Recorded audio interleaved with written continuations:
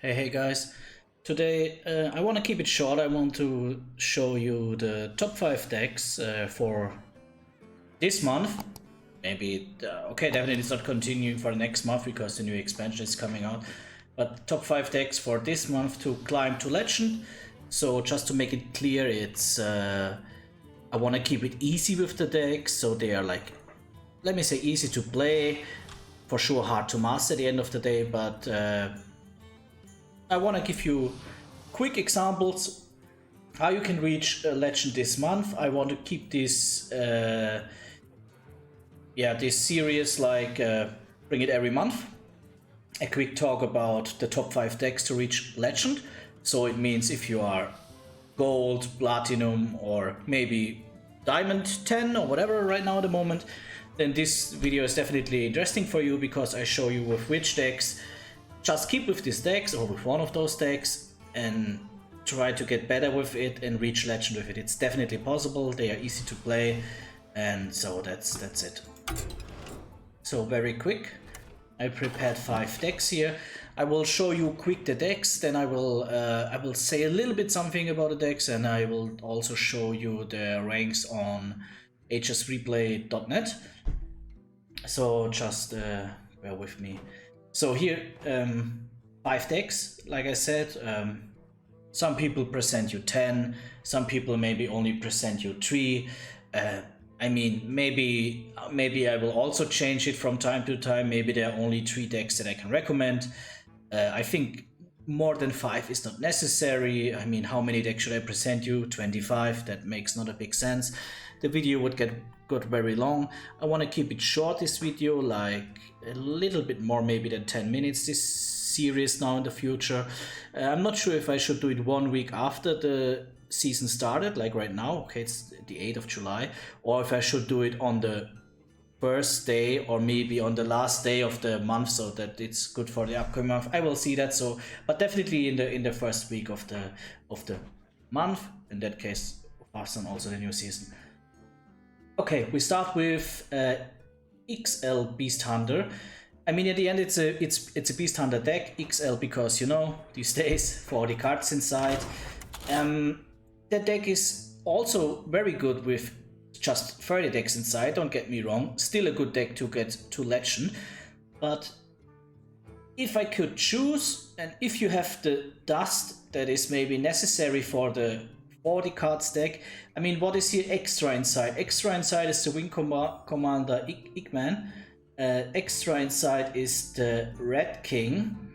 Extra inside is Blade Master Okani. We all have Prince Renatal for free. So yeah, we have here 3 legendaries inside that you maybe don't have. And you can have the 30 deck list.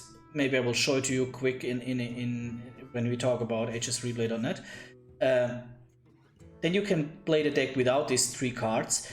If you have these 3 cards, then I recommend you the 40 card decks. It's in my opinion definitely stronger. What means definitely stronger? It's always hard to say in Hearthstone matters, because you know what is a good deck. A good deck has 58% win rate.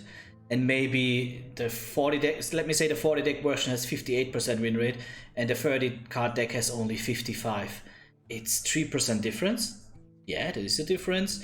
It also depends for sure the win rate on how good you can play the deck, which opponent decks are you facing, but let us keep it with the win rates. And yeah, then surely 3% less is a lesser win rate, but it's still a good win rate. So don't get me wrong, 30 cards if you don't have the cards that you need to draft to make it a 40 card decks, the dust to draft it, craft it. So then keep it with the 30 deck list. If you have the dust, or maybe if you already have the cards, then go for the 40 card decks. I played this deck on my a lot on my Smurf this month. Just let me show it to you. Here is, you can see it super quick, just to prove it. You see, I played, you can see here both decks, a high win rate, I would say. The normal Beast Hunter is even a higher win rate, but don't get me wrong, I started to play it on lower ranks where you win more games when you are a better player. So this is where I played it only in between Diamond 5 or Diamond 3 maybe, and Legend. So it's same win rate, just 1 or 2% lower, but on higher ranks. So I definitely would recommend you this list. But like I said, 30 deck list still very good by itself. It's easy to play, some things that you can master.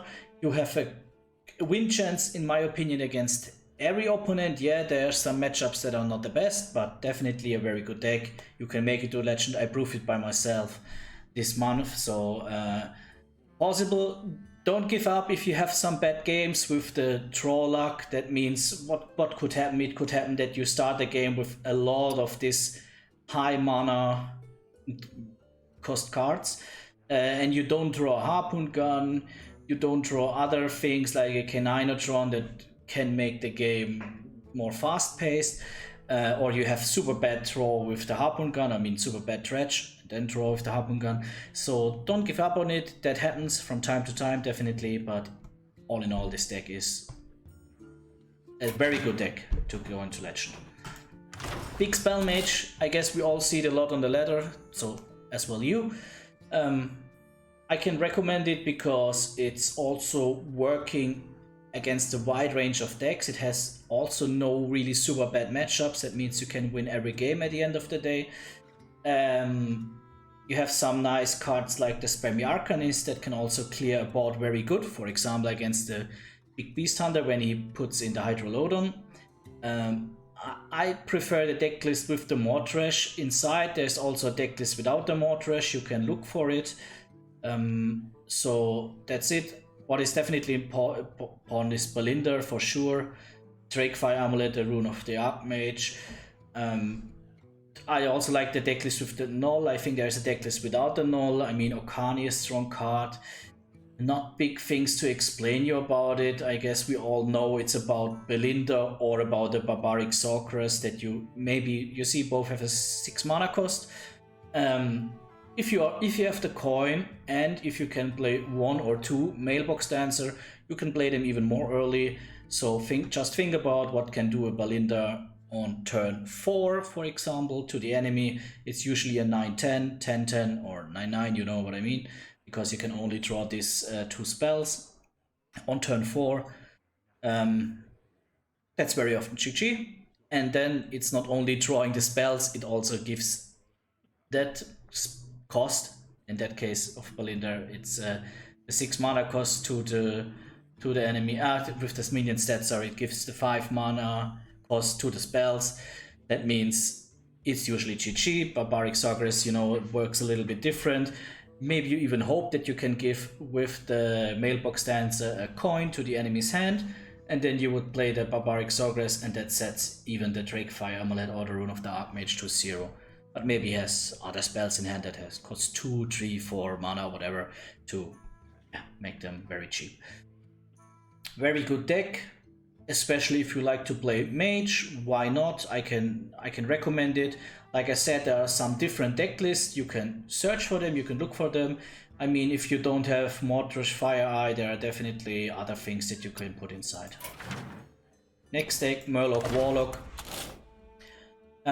This is the deck that I also is the budget deck. Maybe I will make another short video about the budget deck, because I think it's important for some players to have always a deck that is very cheap and possible to play. Yeah, I would say you can make it in a good Legend rank. Maybe not top 100, top 500, I'm not sure about it, but with the budget version of the Murloc Warlock, there is 0 reason that you cannot climb to a good Legend rank. 0. About this deck, I cannot give you a lot of information, because at the end you know how decks are like this usually working, especially Murloc decks. Super fast paced, play as much Murlocs in the best possible sequence to buff them up and all these things. If you have the list with Gigafin, Gigafin is a very strong card. I'm not sure if it's the strongest Colossal, but it's definitely a very strong card. Especially here, can it get set it to 0 mana with the Bloodsend Wildfin. See Battlecry Dredge. If it's a Murloc, change its cost to health instead of mana. You can play this card on turn 2 with coin or on turn 3.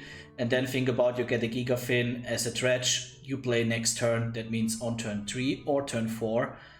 Gigafin, yeah, you lose 8 HP because, you know, the mana cost changed to HP cost.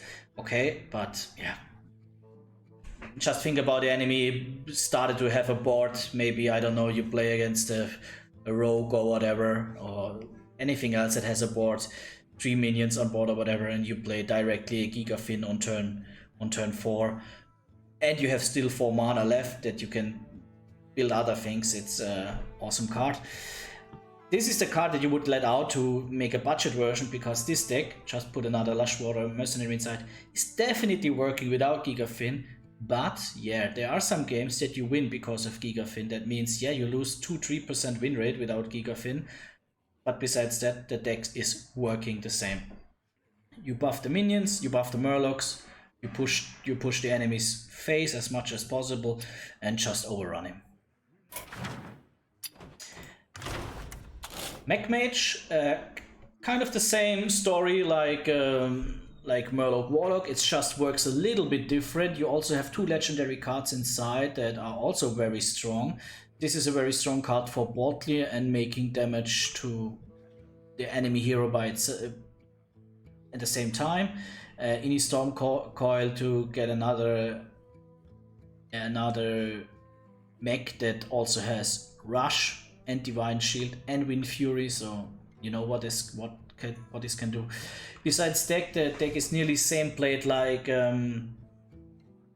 every tribal deck at the end of the day, because you play a lot of minions, I would say as fast as possible.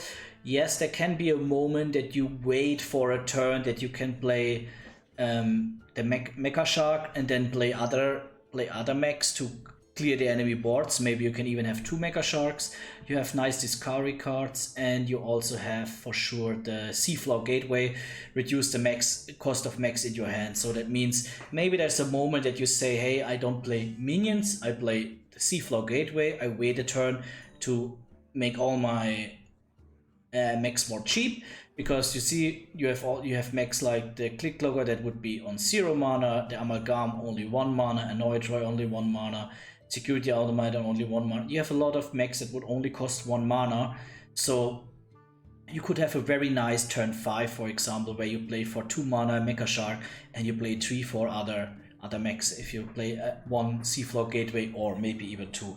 So it is fast paced, you have to play minions, but there could be a moment, and that's the skill ceiling of this deck. The skill ceiling is not that high, sure, that you see like, okay, I don't do something very proactive this turn, I play the Seafloor Gateway and make the things running one or two turns more later, because definitely you usually play the deck around Mecha Shark. With Fireball you have a nice thing to clear enemy minion if it's necessary, but usually I would say you go with this phase. It's 6 damage, or if you have both, maybe even 12. Very good card, very good deck. Not a very good deck to get in the Legend top 500 or whatever, but definitely a very good deck to reach Legend.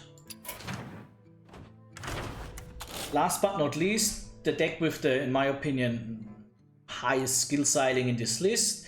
It's my personal recommendation because I love the deck. It's the deck that I would say play the most. It's the deck that I reached the highest rank. For example, this month it was Legend 307 exactly, so I'm very happy about it. It's the normal Boat Rogue list. I don't like the name, I would call it Pirate Thief Rogue, but whatever. Yeah, it's a very strong all-around deck. It gives you everything what you need to have a nice Hearthstone game. It gives you early game, it gives you mid game, it gives you late game, it gives you spells, it gives minions. Yeah, what should I say? I'm definitely in love with this deck. It's fun to play. You can win against every enemy deck. I think the worst matchup that is possible is Holy Paladin. You don't face a lot of Holy Paladin, so who cares? Yeah, you care when you face them because then it's very annoying. Yeah, sometimes it's not nice to play against 40 damage enemies, because you know it's never nice when they have 10 more damage. But besides that, it's just fine. It has everything. It has everything. I hope the deck is still playable next expansion with just some adjustments, because it's just so nice overall. That's also why you see that you see this deck all over the ladder. Yeah, in the higher rankings, it's much the player they play this deck much better. They use much better the cards and all these things, the mechanics. But definitely, I can tell you that this deck is played also in the highest possible tournaments that you can, the Masters Tour or whatever. So it's for overall of the ladder. So if you never played Rogue, if you never played Thief Rogue, then maybe I would not recommend it for your climb into Legend this month to start with, because this deck has definitely a skill sailing.